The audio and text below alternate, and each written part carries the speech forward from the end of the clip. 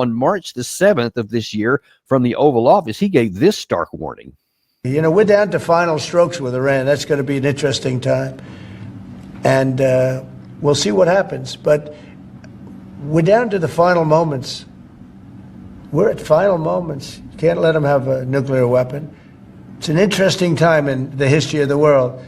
But we have a situation with Iran that something's going to happen very soon. Very, very soon. You'll be talking about that pretty soon, I guess. And hopefully we can have a peace deal. You know, I'm not speaking out of strength or weakness. I'm just saying I'd rather see a peace deal than the other. But the other will solve the problem. Yeah, the other won't solve the problem. Now, it turns out, at least it's been reported by the New York Times around that same time, that a number of Trump's senior advisors, one was rumored to be Tulsi Gabbard, the director of national intelligence, and explained to him what the consequences would be for a war with Iran, and that they would be far, far worse for the United States than anything that currently existed. So our situation would be worsened, not improved, if we took kinetic action in there. Now, I don't know. I don't have any insider information whether Tulsi said that or not. The New York Times reported it, and then Trump significantly changed his tone after that. And then his one of his personal chief diplomats, Steve Witkoff, that he uses for both the Middle Eastern issues as well as the Russia-Ukraine war, went to talk with some Tehran representatives and came back talking pretty optimistic. And on 14 April, he went on Hannity and said this. The president's message of peace through strength, it resonates throughout the world. This is not a threat on my part now. It is just a simple fact. The president means what he says, which is they cannot have a bomb.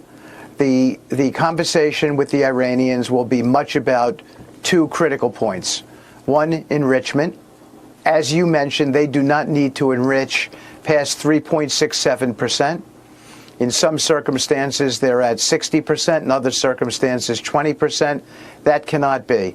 And you do not need to run, as they claim, a civil nuclear program where you're enriching past 3.67%. Okay, if the story had stopped right there, I think the chances would be good that Trump could get a negotiated settlement, because the Iranians do not want to conflict. They do not want a conflict either with Israel or the United States. They are aware of their weakness in defense capabilities. And even though they do have some significant missile capabilities, they understand that they don't have enough missiles to maintain a sustained rate of fire so that they can get into a long fight with the United States. They can do some damage, they can cause a lot of trouble, but for a period of time. They don't want to find out because they don't have the manufacturing capacity, like say the Russians or the Chinese do, to carry this on for a number of years. They have some significant limitations in that, and I'm sure that those factories would be one of the first targets the United States or Israel would launch if they went into a war with Iran. So they don't want to fight with us. That's also crucial to understand, and they're willing to do whatever it takes, even against their desires and their preferences, if it's going to keep war off the table. The Iranian side has been signaling that they're willing to compromise on a number of things, to include reprocessing capacity. But they have said point blank, they're not going to get to zero. They're not going to go down that path, because to do so, and what was reported as has been put forward to the Iranian side, is that they have to get rid of all of their long-range missile capacity, anything that even potentially could carry a nuclear warhead, and all the reprocessing facilities, intrusive inspections, Americans part of the group that would do that, etc. Those are very, very intrusive. And if you're going to ask for that much from Iran, you're going to have to give something to Iran. Nobody is going to negotiate and just say you can do whatever you want and we'll just surrender and de-arm. Because if they got rid of all of their long-range missiles, and if they got rid of even the possibility of reprocessing nuclear fuel, then they are effectively disarmed. So now they can't even say, if you press us enough, then we'll launch a nuclear weapons program, which they have said in recent months. They have said, if you press us too hard, then we will start one, even though we don't want to, out of sheer desperation, because they would then view that as the only way that they can defend themselves. So far, they haven't done that, but they have said that they're not going to go to 0% reprocessing. Well, there was many people that even in the administration and a lot of the Trump supporters that were really upset at Witkoff on that 14 April event when he went on Hannity there. And the next month, actually before that, but the next month, he made this comment here about where he changed the conditions. The president has been very clear. He wants to solve this conflict diplomatically and with dialogue. And he's given all the signals. He's directly sent letters to the supreme leader. I have been dispatched to deliver that message as well, and I've delivered it. But on the other hand, we have one very, very clear red line, and that is enrichment. We cannot allow even 1% of an enrichment capability. So you see, in April, Witkoff said, you don't need more than 3.67%.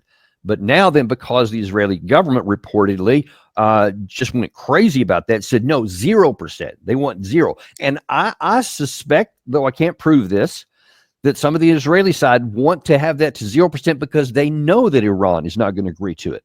You have to understand that Israel, it's not even been hidden. They are absolutely obsessed with attacking Iran. They have been trying to do it for a long, long time.